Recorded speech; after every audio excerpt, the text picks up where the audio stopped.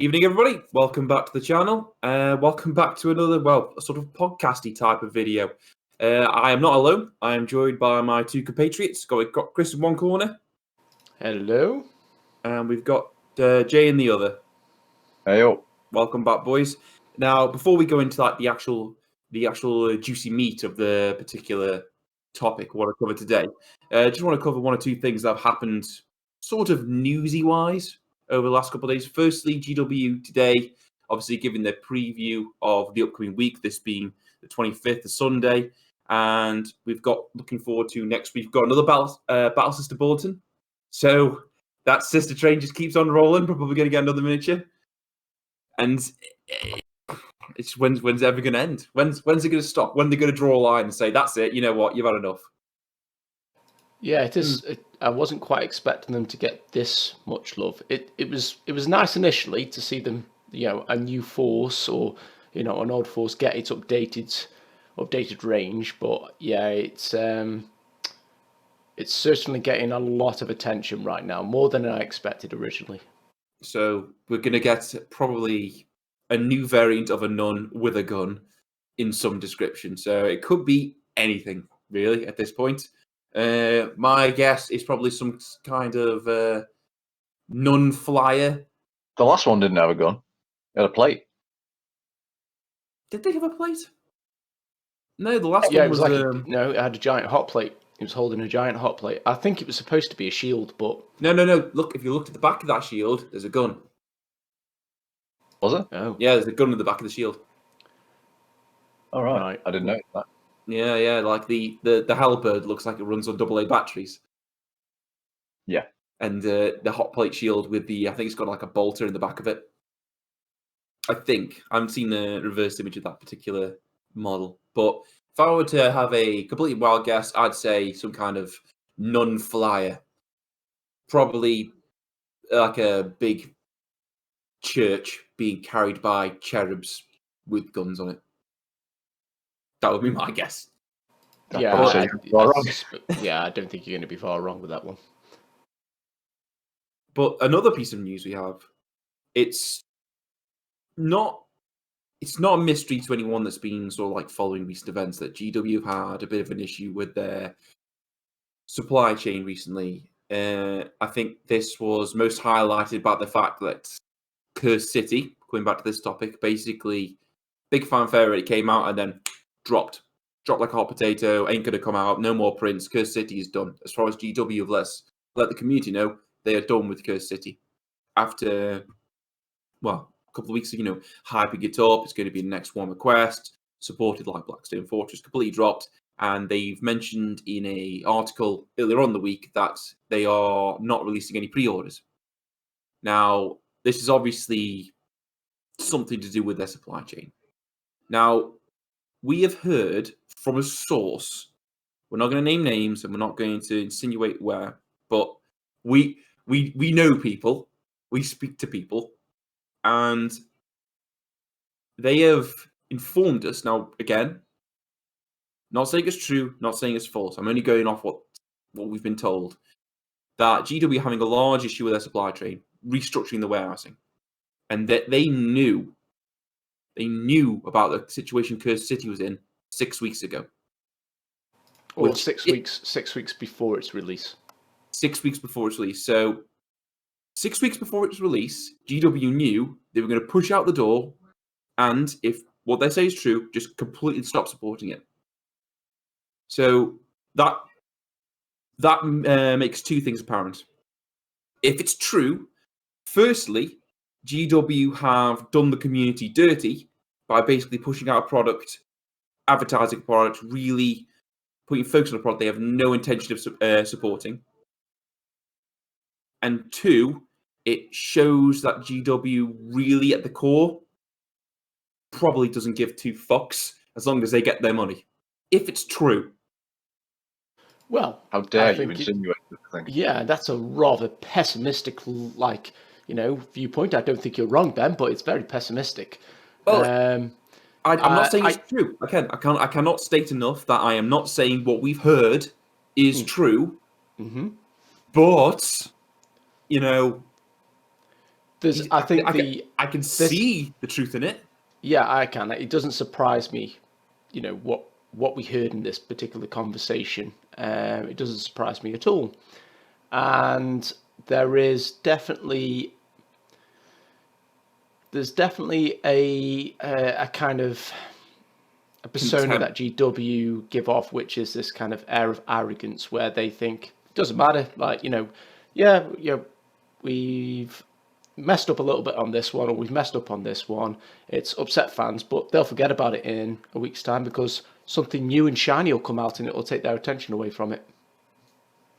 It's if you're assuming the worst, which I'm inclined to, because I think it just makes sense that they'd obviously know about supply issues when they're running with this, and they've not bothered to inform the community, so it makes sense. It shows a level of contempt that's still within GW, no matter what positive public image they put out there.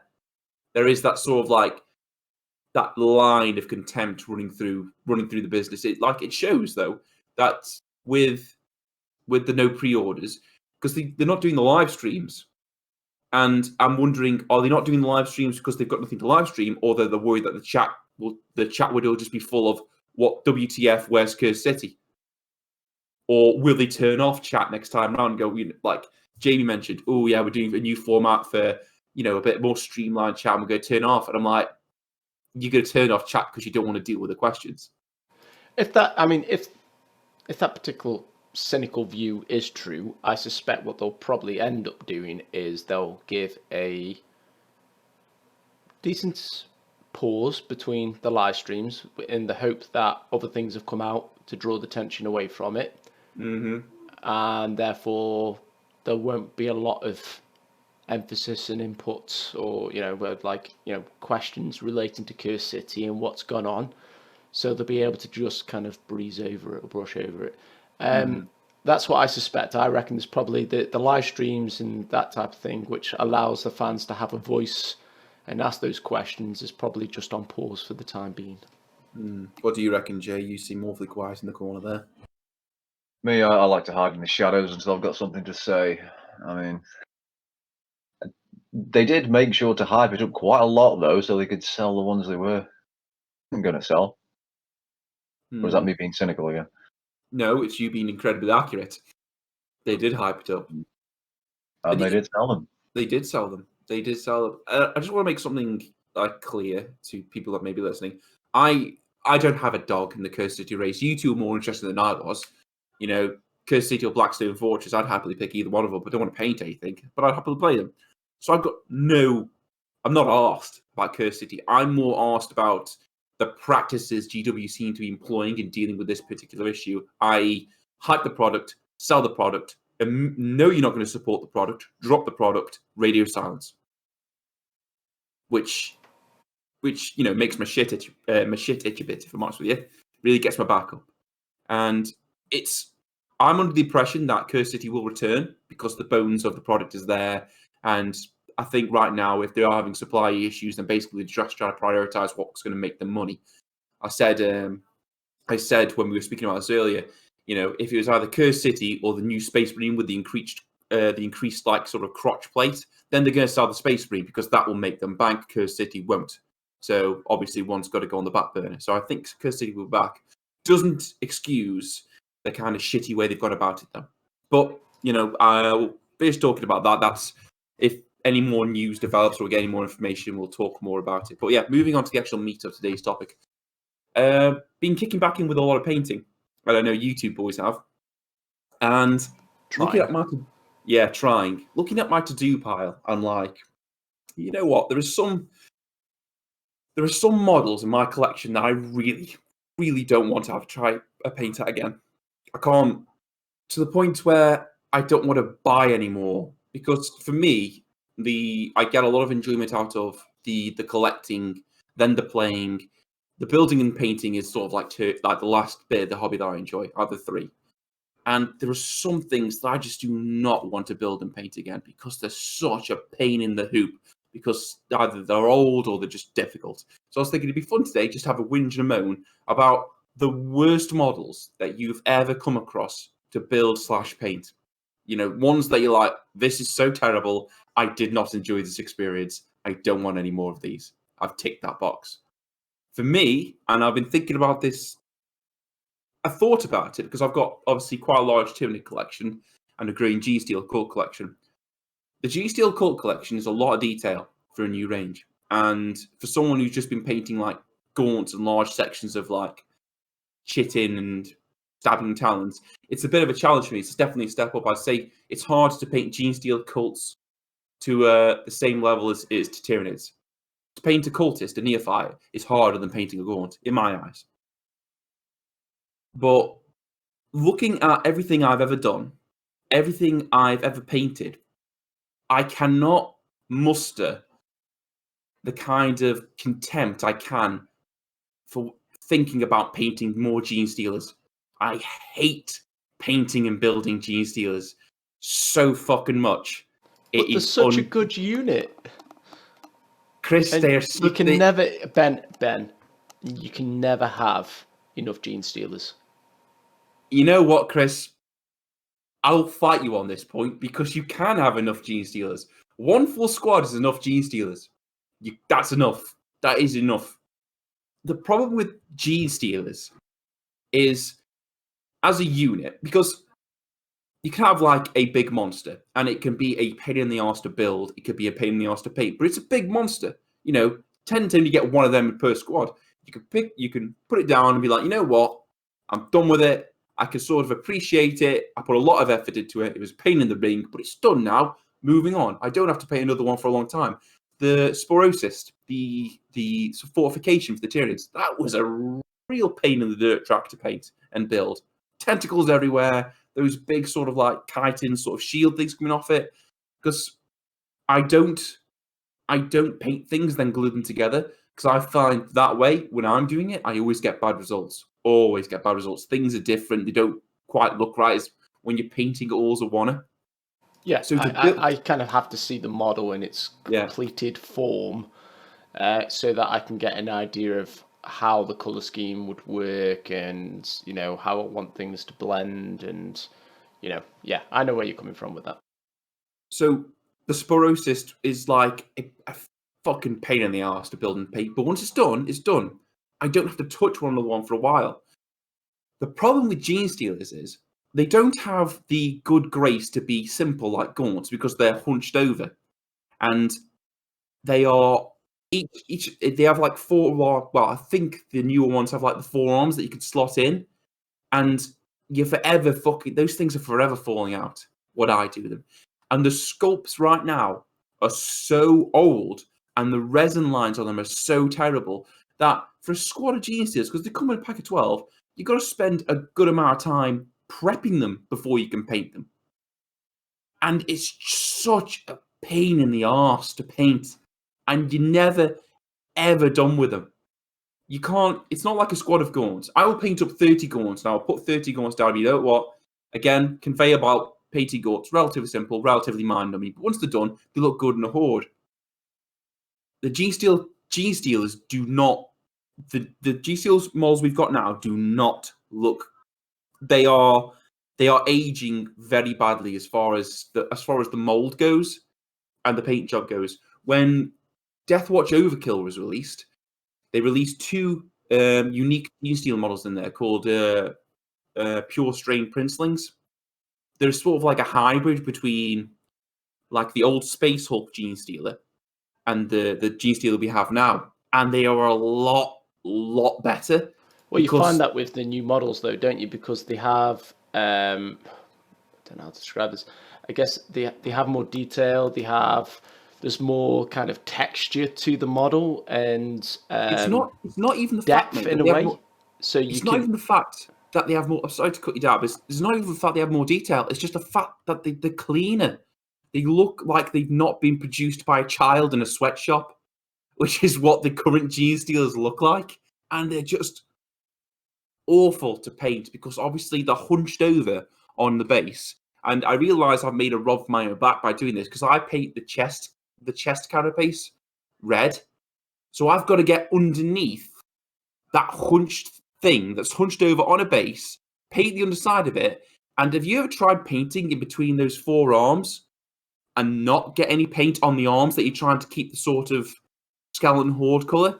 It's fucking difficult. And if you're putting shoulder pads on them to show that they've got the increased carapace, which you can do because they're in there, then you're in for even more trouble because you've got to get your paintbrush underneath the shoulder pads. And it's just so annoying. I could happily now never paint another Gene Stealer in my life, die a happy man. And my main concern is that when GW release the new Gene Stealers, which I think they will do down the line at some point because they've obviously got to refresh everything at some point, that they're going to be in more weird and wonderful poses where they're hunched over, crawling out of walls, upside down on things. And it's because they have that sort of hunched, doubled over nature that just makes them such a pain to paint. Monsters, like your Carnifex, they're hunched over as well, but they're big enough that you've got enough room underneath to wiggle around and get where you need to get.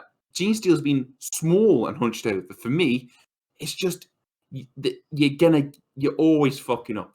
And it might just because I'm shit at painting, and I admit it, I'm not very good at it. I think my stuff is, I'd say, okay at best.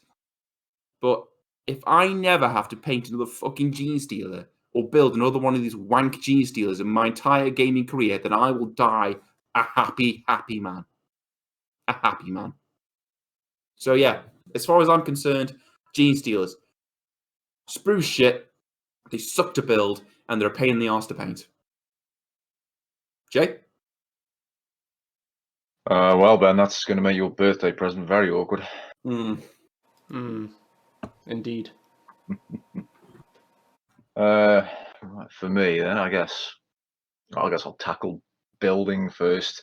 And I'm just ruling out anything that's metal or fine cast because that's all bollocks. I don't want to have to dunk something in water and bend it back into shape before I can build the bloody thing. So that's just off. I'd say the biggest pains in my arse recently in terms of building. First would be the Seraptech Heavy Construct. I've never built anything like that before, and it's basically because it's got 6 legs and they're all on ball joints, and because the model's so chunky, they all have to touch the floor at the same time, so they're spreading the weight evenly, which I thought I'd got right when I put it together, but it had been in the cupboard a few weeks and one of them fell off, and then I was putting that one back on and another one fell off, and it's still there. I haven't gone back to it and finished it. But it's stuff like that. It's probably because it's Forge World, I guess, and they don't sort of take practicality into account a lot of the time. It's more for the aesthetics than how easy it is to build. But I knew what I was getting into, I suppose. Yeah, I kind of see that sort of model because I'm sure that's not going to be unique. There's other things that it tends to be, like you say, more Forge World than anything else. But I think you've got to have a real appetite for that sort of challenge to sort of put something together like that and have it to be stable. You've got to really enjoy that sort of thing.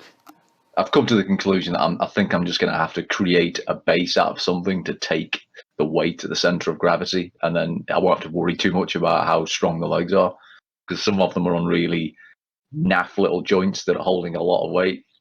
So like have a rock or something in the middle. Yeah, or if I can find like a flying base or something, like a transparent one that I can modify somehow just to put underneath it. But yeah, it's a project. Another one that has been an absolute pain in my arse was the Hexmark Destroyer. And I particularly hate that one because it's a brand new sculpt and it should be quite easy to build, but it bloody well wasn't. Because the thing has 3 legs and 6 arms, and each arm's got a gun on it and 2 tubes coming out of it, and they're all separate bloody pieces.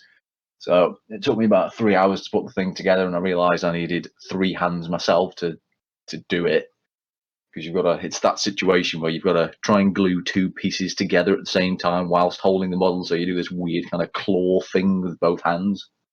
And inevitably something falls off and you get glue on your fingers and you've thought you've glued it together and you've glued it to yourself, and then you start pulling things off it and you got stringy shit all over the place. And I didn't enjoy that at all. there is no greater horror I find when you're trying to paint a miniature, like something you're trying to paint really well. And because have you ever had it where like GW's paints congeal at the back of the paint lids, like where the join is on the cap? Everyone's experienced that, Ben. Yeah, They where you accidentally touch it, you don't realize you've got paint on your fingers, and you're holding the model, and you put it down, you're like, no, no, no, no, no, no, no, no, and you go back. Everything you've touched has just got fucking paint on it. That's why those paint Printing your handles. plastic. That's why those new paint handles they get. Well, saying new, they've been out for a couple of years now. But those stands or whatever you can attach them to and hold that in, they are a godsend because that thing's covered in paint. Like there are fingerprint marks all around that bloody thing. So that was a godsend. That was a top class product that they released. Would you have found because you can get those painting handles as well with the sort of like little claw, the little pinching claw to hold stuff in place? Would that have helped, Jay, with the hex mark? Because I can remember when you first got that, you were very upset with how much of a pain arse it was to build. Because I can sort of feel your pain because with some of the Magisteel occult power tools, like the rock drill. Obviously, he's got like power cables going from the drill to the backpack, and that's just one cable, and that was irritating. And if that thing's got like 6 arms with 2 tubes per arm, and they're all separate, I can imagine that'd be very upsetting. I don't know, to be fair. I thought about it, but because the model's so small and the bits are so fiddly, I think it'd be more of a faff trying to lock them in place with the little arms on the stands than it would be to just sit there and hold them. But who knows? I'm not buying another one. Well, you don't need to, do you? That's the thing. Yeah, if I had a squad of 6 of those to build, I'd have shot myself. I'm surprised that you said Hexbox Drew because I know you're not a fan of. I know you're not a fan of Wraiths or Tomb Blades either. Wraiths I haven't got a problem with. I was going to come on to Tomb Blades as models that I despise painting. I did wonder if they were going to. They are, Chris. Appear in your list. You knew very well I hated them when you bought me that second box. Thank you. I know, yeah. That was more because, again, there was part of it I thought, right, they're really good. They're a really good unit. I know they'll be like, he'll get a lot from him in the game, but I also know he's going to hate the process of building and painting these. And so it was kind of like, I was giving you something, but I was also getting something from it as well. That's the fucking problem, isn't it? They are good. They're really good. And I need lots of them. To be fair, Jamie, base building another 3. Me and Chris were eyeing up the Apocalypse box set that Christmas when you had him, and that has like two of the barges in and like 9 of them, 9 Tomb Blades, and we were thinking, he needs them, so he needs to have this box, and I am going to enjoy making sure he understands how much of a pain in the arse is, and how much. I might have thanked you for it and then just kicked you straight in the bollocks. That was part of the reason why I didn't want to get it, Jamie. Well, the thing is, probably a good call. Anyway, I don't like painting them because I'm a fan of anything that you can paint in sub-assemblies. Like if there's a bike with a guy on it, then you paint the guy and the bike separately, and then you glue the guy on afterwards. That kind of thing. But you just can't do it with them. You cannot like build them in bits and then stick it together afterwards. You have to build the whole unit, and it's just so goddamn complex what you've got to get your brush. So yeah, right, pain in the dick.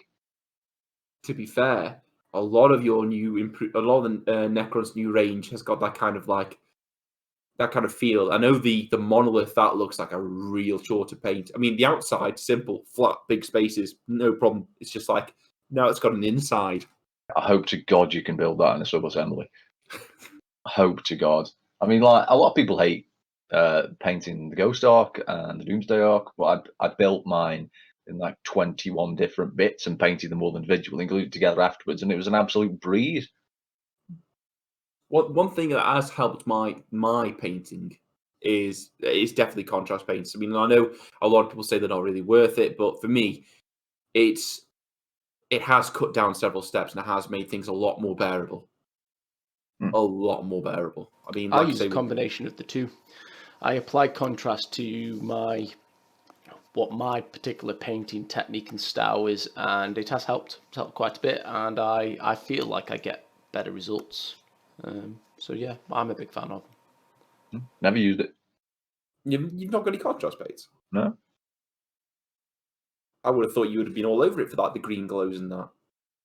The green glow is not too hard with the new technical paint they've come out with. It's pretty easy to do. Oh, yeah, they have had a new one, haven't they? Fair enough. Evolutionised my painting process. Well, what about you, Chris? Have you got any horror stories that you dread painting? Painting's a difficult one. Sort of looking back over because starting World Eaters now, I've got 3 armies. We're in the process of building up the 3rd army, and I think my biggest issues were with my first, the Grey Knights. Probably because I'm starting back into the hobby, didn't have a set sort of structure or routine or style that I used, or at least initially anyway. But starting off with the thing that I hated to build was definitely the Grandmaster in Dread Knight armor, because if you remember for this, there was no unique model for it. There was just a article within an issue of White Dwarf on how you convert, or how you could convert, a normal Dread Knight into what would be a Grandmaster in Dread Knight armor. I remember having the magazine, looking at it and being dead excited about it. And because the original Dread Knight, it's just a bit too rigid in its pose. It's too front on. I wanted to make it a lot more To be fair, showboaty. The Dread Knight's got a lot of things wrong with it. Yeah, I know. We're not going into pose. that. Yeah, not going into that. But the pose is quite sort of rigid. It's not particularly great. And obviously, with him being a Grandmaster, I wanted him to look a lot better and look a lot more sort of, I wanted him to stand out. And also, it kind of fits in with today's standards of like the big characters and units coming out, because I wanted him to be stood on a rock.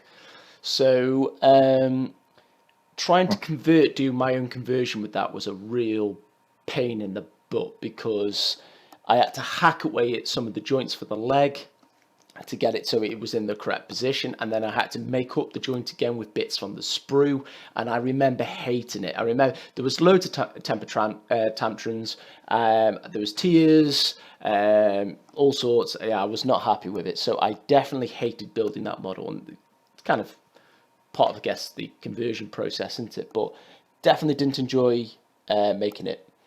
Just to be clear, were you following the guide in the White Dwarf, or were you just doing your own thing? I was doing my own thing. I took inspiration from it. Well, no. Well, see, the guide wasn't really a guide as such, from what I remember. I've probably got the issue somewhere, but it was talking about one particular. I think it was an employee who created a Grandmaster and Dread Knight armor, and they kind of combined the Dread Knight with is it Voldus, the model, to sort of to create this particular pose where he's pointing in one direction out to one side. Thought that looked really cool, and I thought it just got me thinking. And I looked at like how he did certain things and thought, right, I'm going to try and apply this and do something different, because I like to try and apply have a unique sort of style and sort of my own take on things. But that was a real pain in the backside. I hated putting that thing together. It went from being what I thought was going to be a real fun challenge and project to being a very, very traumatic experience. So I never ever wanted to make one of them again, or have a go at doing anything like that again. So that's the model. Go on.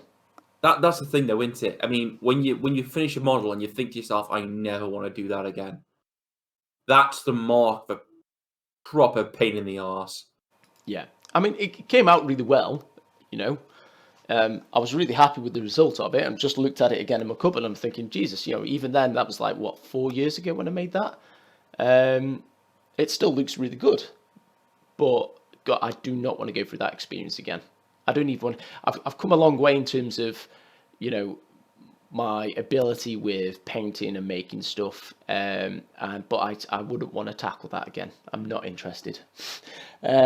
In terms of painting, again, this is tough, because I don't want to go for like something simple like my Eldar Guardians, even though they're the very old sculpts, it's the stuff that I had as a kid.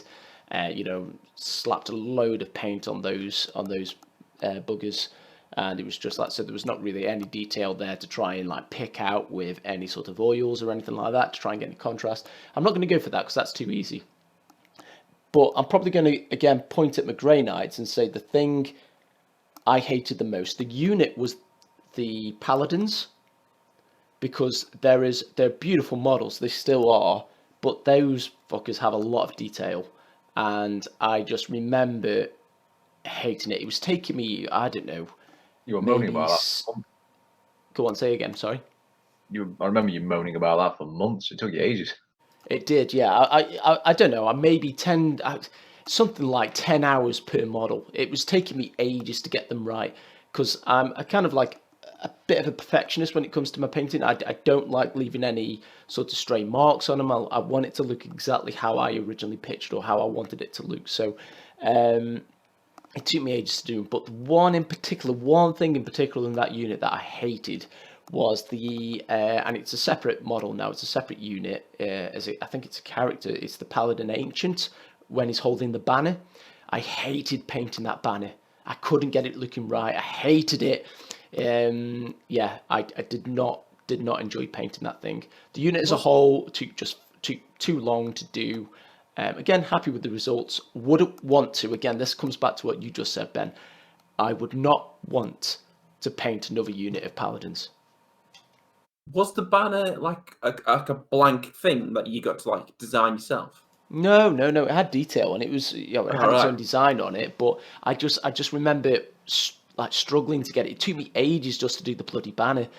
And I painted two because I strapped one of them to the front of my Dread Knight. To kind of, so it didn't look so much. It looked weird. Again, trying to not go into the whole issue with why the Dread Knight looks shit. But I put a banner on the front of it, same banner, and again, that took me ages to paint. The Paladin Ancient that I painted, that again, just did not enjoy doing it. Really didn't like doing it. I suppose the one saving grace for you there is, it's an elite army. You don't have to paint that many of them. Unless you were just a collector, in which case you're just making a rod for your own back, aren't you? Yeah, there was that. I guess that was probably the thing that got me through it. I knew that I wasn't going to have to paint any more Paladins again, and I didn't want to take on, like, there was, the meta at the time was Grey Knights were, doing very, very, very well when I was collecting them initially, back in 7th. Yeah, because they were one of the first ones to get the Codex, weren't they? They were definitely before Oh, well, they were for 8th. Yeah, they were at the start of 8th, but they were doing very well at the end of 7th. Went back when, like, force weapons were instant death if you failed a save. So, yeah, they weren't great. But I knew, like you say, because they were an elite army, I didn't have to buy any more. I only needed one squad of them. But yeah, that's my particular pick. Just saying, I was just thinking about what Jamie was saying about that, about his construct and Forge World models. As a bonus pick, I've just realised now, and I'm not looking at it in my cabinet because it's somewhere. I don't know where I've put it. It must be just like on the table somewhere. The Melanthrope from Forge World, the Tyranid Melanthrope. That thing is an arse to base because it's a big floaty brain bug-esque monster. A lot of detail on it. Anyone who has a Melanthrope in their army from Forge World, it's a very lovely model. If you look underneath it, you can see in one of its like digestion sacs, like a face, like it swallowed somebody. I don't know how, because as far as I can tell, it's got like a tentacly squid face. So I don't know how it swallowed someone. But the worst thing about that was it's flying, and it doesn't come with a flying base. It doesn't come with a stand. It definitely does not come with a fucking hole where you could put a stand in on the model. So guess what you've got to do? You've got to fucking drill into that bitch yourself and then make it float, which is unpleasant. I'm looking at mine now, and I have done a hatchet job on it because that was one of the first models. That was my first Tyranid Forge World model because I saw it and I'm like, yes, floaty monster. I'll have that, please. And I'm looking at it now. The paint job is is proper wonk. Absolutely diabolical on it. As far as my standards go, it's not great. And what I did, I hand drilled in the bottom of one of the bottom of like the tail tentacle. I got a flying base stand, but the flying base stand wasn't tall enough to go in because the tail's so fucking long. And the only bit I drilled into was the only bit thick enough to like house the top of the stand.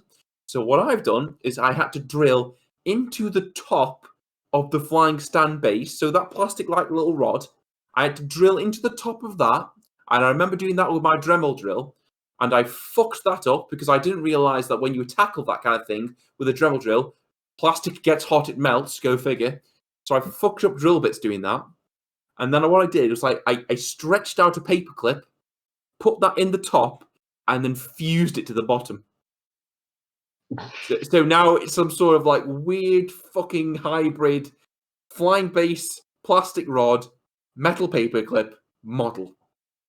It's kind of really, isn't it? And it looks terrible. It looks good. I thought it looked good. The model looks good. The job on the stand is terrible, mate. It's fallen apart in more than one game, from my recollection. Yeah, it has. The good thing about the model, though, Jay, is it's very blocky. It's like it's literally 3 chunks. You've got the tail, you've got the body, and you've got the head. 3 chunks glued together. Piece of piss to build, except for the base.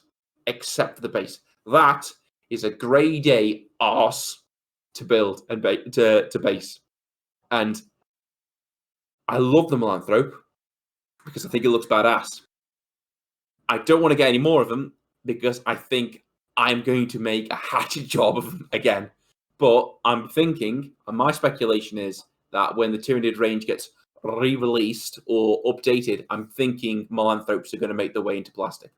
Much like the Trigon did, because Trigon started off in Forge World and it made its way into GW plastic. So I'm hoping, fingers crossed, that's going to be the case with Milanthrope. But, yep, they are our picks. Ladies and gentlemen, let us know what you think in the comments below. What models did you encounter in your hobby and career that were just an absolute pain to build and paint? Things that you would never touch again in a month of Sundays, no matter how good they are. Let us know in the comments below. We enjoy reading your feedback. But until then, me, Jamie, and Chris will catch you next time. See you later. See you later. Oh.